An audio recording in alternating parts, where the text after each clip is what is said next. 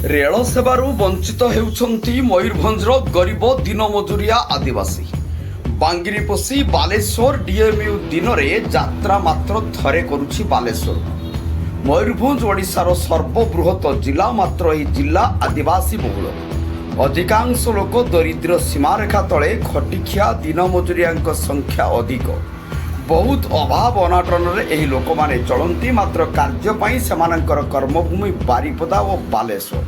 ସାଧାରଣତଃ ଦେହ ଅସୁସ୍ଥ ହେଲେ ବାରିପଦା ମେଡ଼ିକାଲ ଓ ବାଲେଶ୍ୱର ମେଡ଼ିକାଲ ଉପରେ ସେମାନେ ନିର୍ଭର କରନ୍ତି। ବାଙ୍ଗିରିପୋଷି ଓ ସାରସକଣା, କୁଳିଅଣା, ଶ୍ୟାମଖୁଣ୍ଟା ବ୍ଲକ ମୟୂରଭଞ୍ଜ ଆଦିବାସୀ ବହୁଳ ସ୍ଥାନ। ଦିନମଜୁରିଆ ଖଟିଖିଆ ଗରିବ ସମ୍ପ୍ରଦାୟର ଲୋକମାନେ ଏଠି ବସବାସ କରନ୍ତି।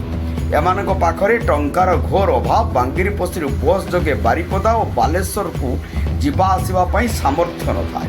ତେଣୁ ପ୍ରାୟ ଅଧିକାଂଶ ଏହି ଲୋକାଲ ଡିଏମ୍ୟୁ ଉପରେ ନିର୍ଭର କରନ୍ତି। କିନ୍ତୁ ଦୁର୍ଭାଗ୍ୟର ବିଷୟ, ଟ୍ରେନ୍ଟି ଦିନରେ ଥରେ ମାତ୍ର ବାଲେଶ୍ୱର ଯାଉଛି।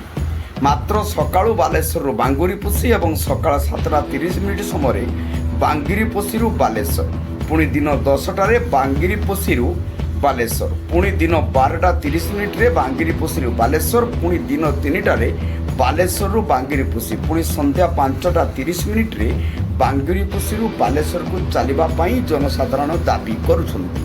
ଏଥିପ୍ରତି ସରକାର ପଦକ୍ଷେପ ନେଲେ ଦିନ ଦରିଦ୍ର, ଦିନ ମଜୁରିଆ, ଗରିବ ଆଦିବାସୀ ଉପକୃତ ହେବେ।